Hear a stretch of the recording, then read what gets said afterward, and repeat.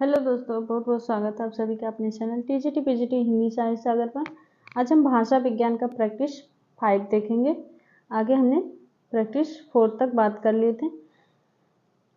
चलिए शुरू करते हैं। भाषा विज्ञान यहाँ से क्वेश्चन बहुत ही पूछा जाता है और मोस्ट इम्पॉर्टेंट है इसको देखना, क्योंकि यहाँ से बहुत सारे क्वेश्चन बनते हैं। ठीक है, भाषा विज्ञान। और अगर आप चैनल पर नए तो प्लीज़ चैनल को सब्सक्राइब जरूर कर लीजिएगा। ऐसे ही अच्छे अच्छे क्वेश्चन आपके लिए लेकर आते रहेंगे। ठीक है, और टेलीग्राम ग्रुप को जरूर से ज्वाइन कीजिएगा। चलिए शुरू करते हैं भाषा विज्ञान। ठीक है, भाषा विज्ञान क्वेश्चन नंबर 1 है, आकृति या रूप के आधार पर हिंदी कैसी भाषा है? आकृति या रूप के आधार पर हिंदी कैसी भाषा? ऑप्शन है वियोगात्मक, संयोगात्मक, उपयुक्त, दोनों, कोई नहीं। आकृति या रूप के आधार पर हिंदी कैसी भाषा है? कौन सा सही हो जाएगा हमारा? राइट आंसर हो जाएगा वियोगात्मक। हिंदी कैसी भाषा है? वियोगात्मक। क्वेश्चन नंबर 2 है, आकृति या रूप के आधार पर संस्कृत कैसी भाषा है? आकृति या रूप के आधार पर संस्कृत कैसी भाषा? ऑप्शन है वियोगात्मक, संयोगात्मक, उपयुक्त, दोनों, कोई नहीं। इसका हो जाएगा right answer option B, Sanskrit संयोगात्मक भाषा है। अगला क्वेश्चन है क्वेश्चन नंबर 3, भाषा परिवार के आधार पर हिंदी किस भाषा परिवार का सदस्य है? ऑप्शन है द्रविड़, ऑस्ट्रिक, भारोपीय, चीनी, तिब्बती। हिंदी किस भाषा परिवार का सदस्य है? आपका राइट आंसर हो जाएगा ऑप्शन सी, भारोपीय भाषा परिवार का सदस्य है। ये सारे क्वेश्चन पूछे गए हैं परीक्षा में और हर बार पूछे जाते हैं और गलत हो जाते हैं, तो इसको बहुत ही ध्यानपूर्वक देखिएगा। ठीक है, क्वेश्चन नंबर 4 है, भारतीय आर्य भाषा को कितने भागों में विभाजित किया गया? भारतीय आर्य भाषा को कितने भागों में विभाजित किया गया? ऑप्शन है 3, 4, 5, 6। राइट आंसर हो जाएगा 3 भागों में बांटा गया है। अगला क्वेश्चन है, प्राचीन भारतीय आर्य भाषा का विकास क्या है? प्राचीन भारतीय आर्य भाषा का समय क्या है?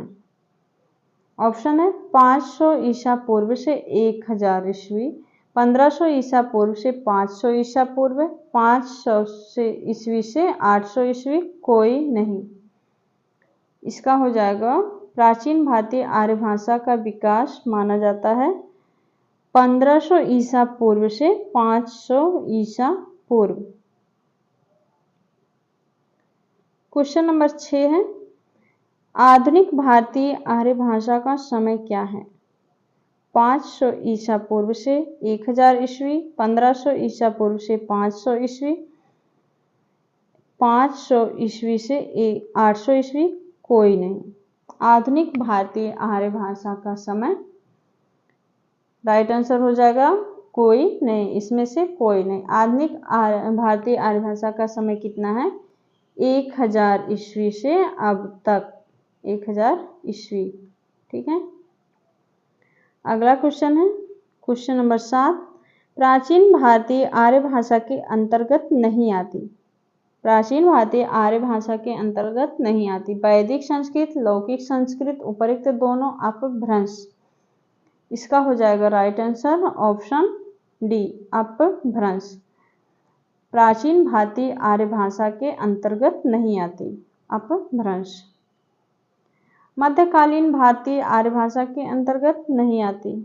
यहाँ पर पूछा गया, आगे था प्राचीन भारतीय, यहाँ मध्यकालीन भारतीय आर्य भाषा के अंतर्गत नहीं आती।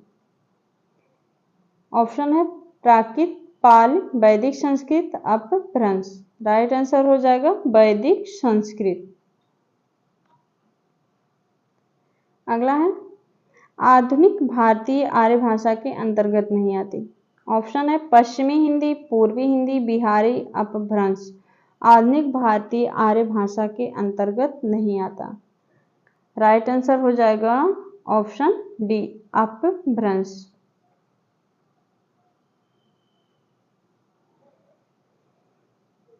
क्वेश्चन नंबर 10 है, प्रथम प्राकृत किसे कहा जाता है। और अगर आप ऐसे ही प्रैक्टिस सेट चाहते हैं तो चैनल को सब्सक्राइब जरूर कर लीजिएगा। प्रैक्टिस सेट बहुत ही ज़रूरी है, बिना प्रैक्टिस सेट किए आप क्वेश्चन नहीं सही कर सकते। जितना ज़्यादा हो सके प्रैक्टिस सेट कीजिए, ठीक है। क्या है हमारा क्वेश्चन, प्रथम प्राकृत किसे कहा जाता है। पाली, प्राकृत, अपभ्रंश, सिंधी। प्रथम प्राकृत किसे कहा जाता है, पाली को। राइट आंसर ऑप्शन ए, प्रथम प्राकृत पाली को। अब यहाँ पर है द्वितीय प्राकृत किसे कहा जाता है। पाली, प्राकृत, अपभ्रंश, मराठी।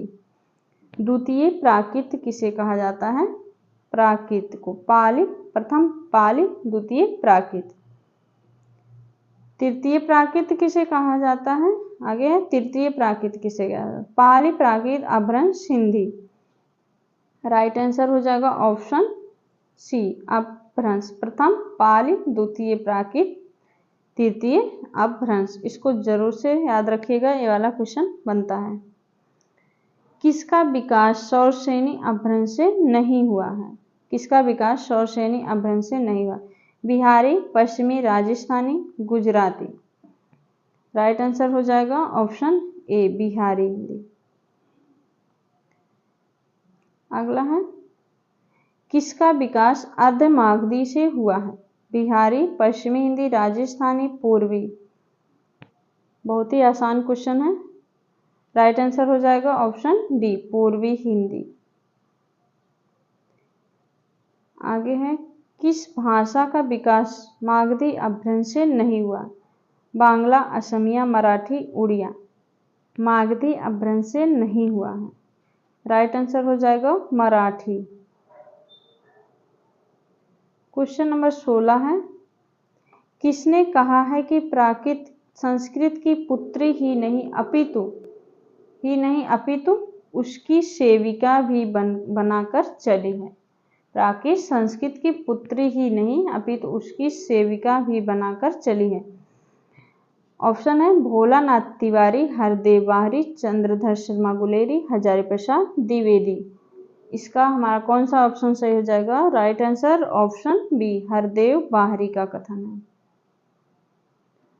क्वेश्चन नंबर 17 है, अपभ्रंश को अभीर जाति की भाषा किसने कहा है। पूछा जाने वाला क्वेश्चन है, ये पूछा गया है कई बार परीक्षा में। अपभ्रंश को अभीर जाति की भाषा किसने कहा। हेमचंद, बाघभट्ट, पाणिनि, दंडी।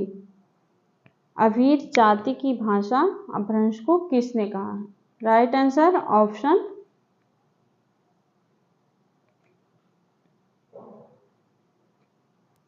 राइट आंसर हो जाएगा ऑप्शन डी, दंडी ने। अपभ्रंश को अभीर जाति भाषा किसने कहा है, दंडी ने।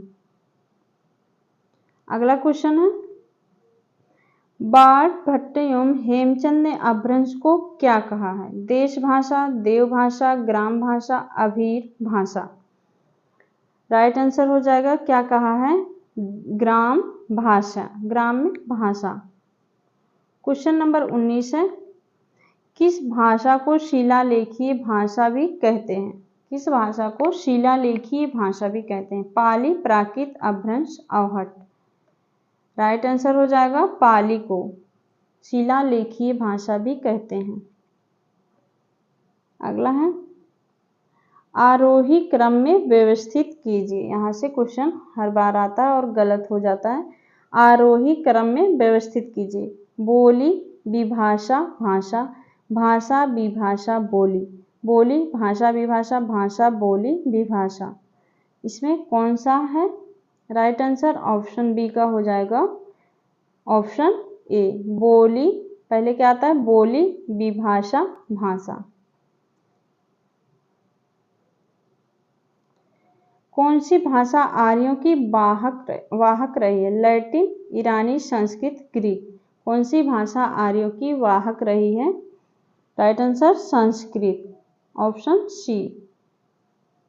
क्वेश्चन नंबर 22 है, आर्य मूलतः कहाँ के निवासी थे। एक क्वेश्चन पूछा गया है, आर्य मूलतः कहाँ के निवासी थे। ऑप्शन है यूरोप, मध्य एशिया, पश्चिम एशिया, दक्षिण अफ्रीका। राइट आंसर हो जाएगा आर्य मूलतः कहाँ के निवासी थे? इसका हो जाएगा राइट आंसर ऑप्शन बी, मध्य एशिया। भाषा में विश्व की प्राचीनतम भाषा कौन है? Sanskrit, French, Greek, Latin. भाषा में विश्व की प्राचीनतम भाषा, right answer option A, Sanskrit. प्राचीनतम भाषा संस्कृत।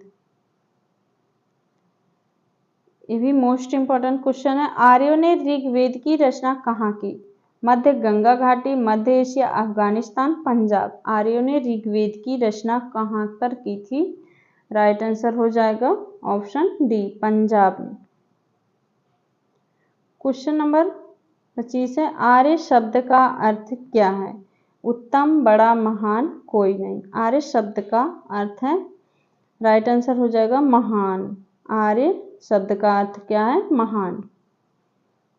यहाँ पे हम 25 ही क्वेश्चन लिए थे जो कि परीक्षा में आने वाले हैं और बार बार पूछे जाते हैं। ठीक है, उम्मीद है आपको ये सारे क्वेश्चन अच्छे लगे होंगे। अच्छे लगे तो प्लीज़ चैनल को सब्सक्राइब जरूर कर लीजिएगा और वीडियो को शेयर जरूर कीजिएगा।